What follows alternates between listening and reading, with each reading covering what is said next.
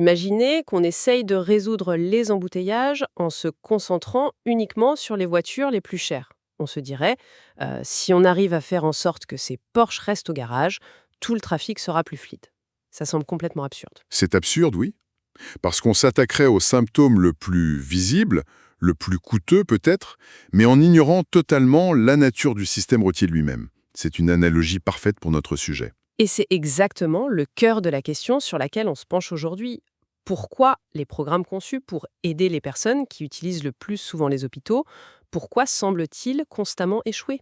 On a vraiment l'impression de tourner en rond. C'est un peu ça. Alors, pour nous guider, on s'appuie sur une source principale, une revue académique très fouillée de Carmel Méry-Martin, qui s'intitule Reframing Superutilization.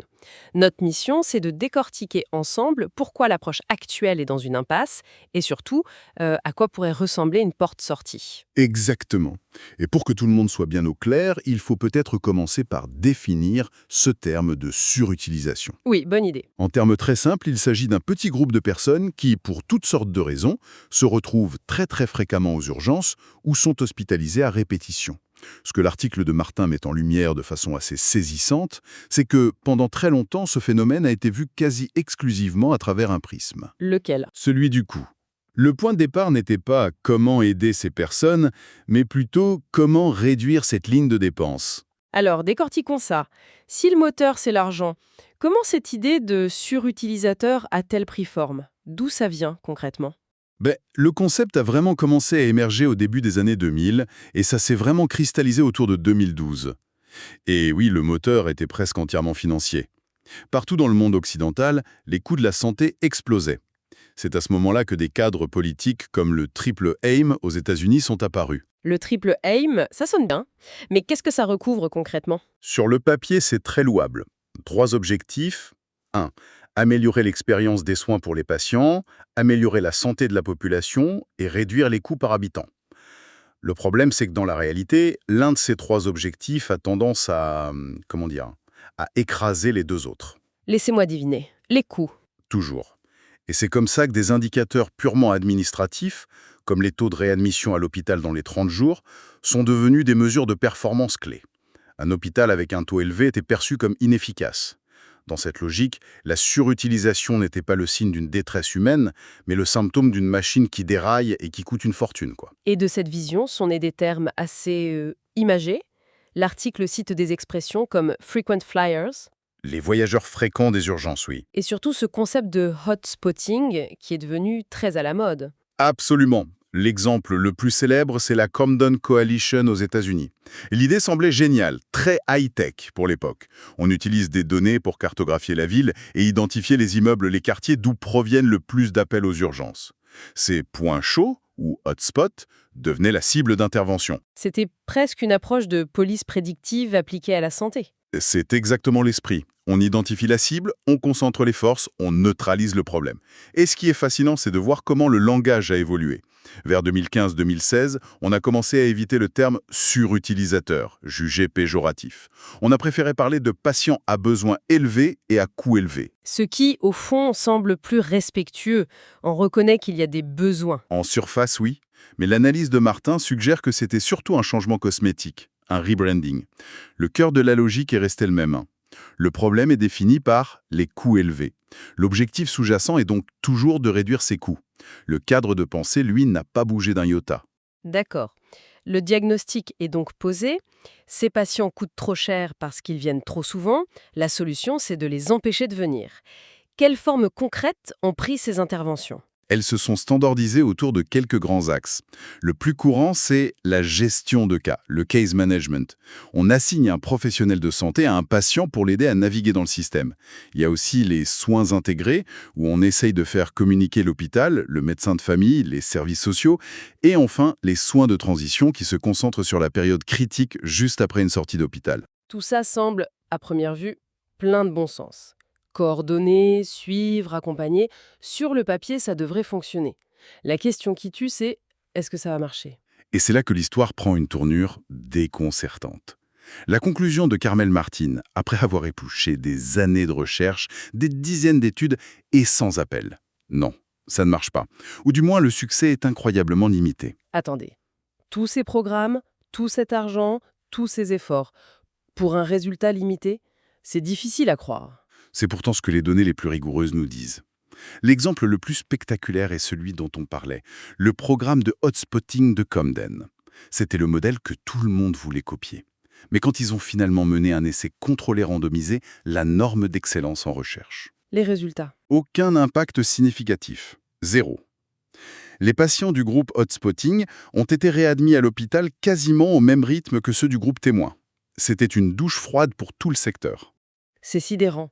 Un programme phare présenté comme une révolution qui au final ne change rien aux chiffres qui comptent. Mais alors, comment on l'explique? Qu'est-ce que tout le monde a raté? C'est la question centrale. Et l'article introduit une idée très parlante, celle de la boîte noire. Il y avait une déconnexion totale entre le ressenti des gens sur le terrain et les données froides. Les infirmières, les travailleurs sociaux, ils avaient vraiment l'impression d'aider. Et ils aidaient. Oui, on peut l'imaginer. Aider quelqu'un à trouver un logement, à remplir des papiers, c'est une victoire concrète. Exactement. Ces victoires du quotidien étaient réelles. Mais elles ne se traduisaient pas dans les indicateurs que les décideurs regardaient, visites aux urgences, coûts. La raison, c'est que ces programmes s'attaquaient aux conséquences, pas aux causes. Ils essayaient de résoudre un problème d'une complexité folle avec une solution simple et linéaire. C'est comme essayer de vider l'océan avec une petite cuillère. C'est un peu ça. Les vraies causes, ce sont les déterminants sociaux de la santé, la pauvreté, l'instabilité du logement, l'isolement. Ajoutez à ça la multimorbidité, avoir 5, 6 maladies chroniques en même temps, et la complexité chaotique de ces vies. Face à ça, proposer une meilleure coordination des soins, c'est comme mettre un pansement sur une hémorragie interne. Donc si je comprends bien, ce n'est pas seulement que les solutions étaient inadéquates, c'est la manière même dont on a défini le problème qui était faussée depuis le départ. Vous mettez le doigt dessus, c'est le cœur de l'argument de l'auteur, et c'est là qu'elle propose un changement radical de perspective. Pour ça, elle s'appuie sur une approche qui s'appelle l'heuristique des systèmes critiques. Oula, une minute. Heuristique des systèmes critiques, ça sonne un peu intimidant. En termes simples, ça veut dire quoi? C'est une façon de poser des questions fondamentales avant même de chercher une solution. Au lieu d'accepter l'énoncé de départ, on demande qui a défini que c'était le problème? Quels sont les objectifs cachés? Qui bénéficie de cette définition? Et surtout, qu'est-ce qu'on ne regarde pas? C'est une remise en question totale des fondations. Exactement. L'hypothèse de départ, c'était que la surutilisation est une anomalie, un bug dans le système. L'auteur, elle, nous dit et si ce n'était pas un bug, mais une caractéristique attendue? Elle mentionne le principe de Pareto, la fameuse règle du 80-20. Le principe qui dit que 80% des effets sont le produit de 20% des causes. Précisément, dans plein de systèmes complexes, il est normal qu'une petite fraction des éléments soit responsable d'une grande partie de l'activité. Alors pourquoi ça serait différent en santé? Peut-être que le fait qu'un petit groupe de personnes ait besoin de beaucoup plus de soins n'est pas une défaillance, mais une caractéristique statistique inhérente. Vu comme ça, essayer de corriger ce phénomène, c'est comme vouloir aplatir une courbe de Gauss. C'est une bataille perdue d'avance. C'est une excellente image. Et pour aller plus loin, l'étude introduit un concept encore plus puissant, celui de résilience systémique. On a tendance à voir la santé comme un état statique. On est en bonne santé ou malade. L'auteur propose de la voir comme un processus dynamique, la capacité à se rétablir après une perturbation. C'est la capacité à encaisser les chocs, en somme. Voilà. Et si on regarde le phénomène à travers ce prisme, le recours fréquent à l'hôpital change complètement de signification. Ce n'est plus un signe d'abus. C'est le symptôme d'une faible résilience.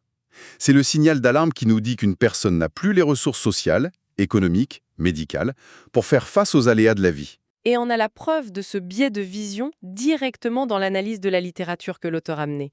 Elle ne s'est pas contentée de lire les études. C'est une des parties les plus fortes de l'article, oui. Elle a passé au crible les mots-clés de centaines de publications.